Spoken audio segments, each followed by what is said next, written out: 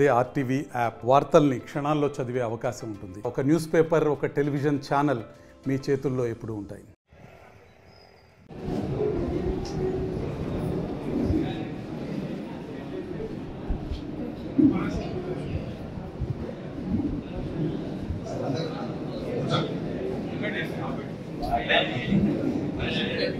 వినాయక చవితి వస్తానే ఏదో ఒకటి అదుల మీద కూర్చొని మాట్లాడేసి రెచ్చగొట్టే దూరంతో కార్యక్రమాలు చేస్తా ఉంటే దానికి ఫుల్ స్టాప్ పెట్టాలని ఇందాక సోదరుడు చెప్పినాడు. మా ఎమ్మెల్యే చేస్తున్నటువంటి మొట్టమొదటి కాదు ఆయన, నేను ఎమ్మెల్యేగా గతంలో కూడా చేసిన ఆ రోజున బూతులు తిట్టించుకొని వినాయక చవితి నిర్వహించిన. మీరు ఊరని తిట్టు తింటారు, అది పార్తన కూడా చూసినాడు. కానీ పార్తన తిట్టుకోవాలి, నాకెప్పుడు తిట్టించుకునేది. ఆ రోజు నేను తీసుకునే నిర్ణయం ఫలితమే ఈ రోజు 4 విగ్రహాలు అయినా కానీ వాళ్ళ నడుపులో జిల్లా అధికారులను తీసుకున్నాం.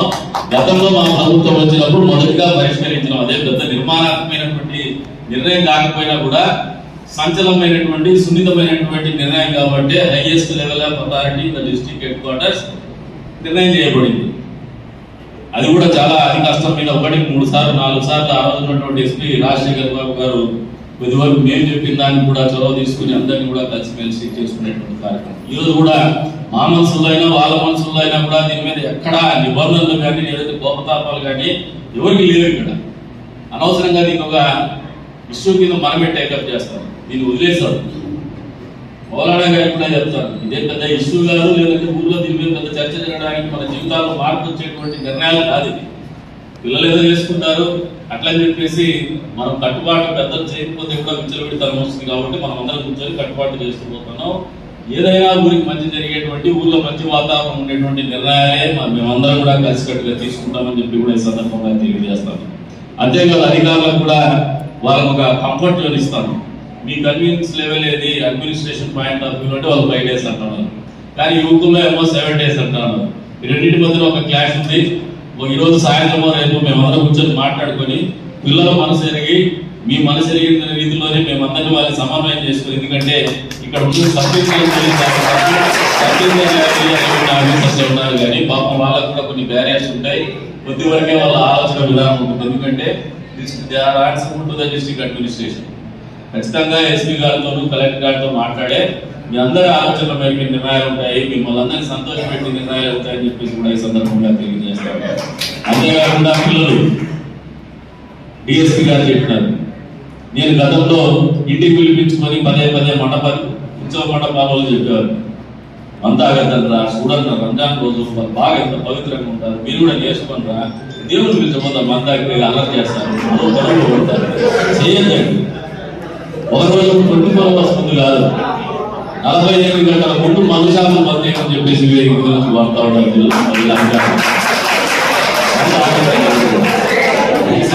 చేసుకునే పండుగ కానీ అల్లరి చేసే పండుగ కాదు. అల్లరి అనేది సంతోషంలో భాగంగా అల్లరి ఉండాలి, కానీ కేవలం అల్లరే మనము ప్రాధాన్యత ఇస్తూ చేసేటువంటి పండుగ కాదని యువకులు ప్రత్యేకించి నేర్చుకోవాలి. ఎందుకంటే మీరు ఉండేటువంటి మీ ఉత్సాహం అనేది ఆ రోజున మీకు ఉండే సంతోషంలో భాగంగా అల్లరి ఉండాలి, కానీ కేవలం అల్లరే మనము ప్రాధాన్యత ఇస్తూ చేసేటువంటి పండుగ కాదని యువకులు ప్రత్యేకించి నేర్చుకోవాలి. ఎందుకంటే మీరు ఉండేటువంటి మీ ఉత్సాహం అనేది ఆ రోజున మీకు ఉండే సంతోషాన్ని, మీకు ఉన్నటువంటి ఎనర్జీ లెవెల్స్ ని డెమాన్స్ట్రేట్ చేసేటువంటి వేదిక అవుతుంది. కాబట్టి మీరు ఆ స్థాయిలో అలా చేయాలనుకుంటారు, అది తప్పు కాదు. ఆ వయసులో అది ఉంటుంది.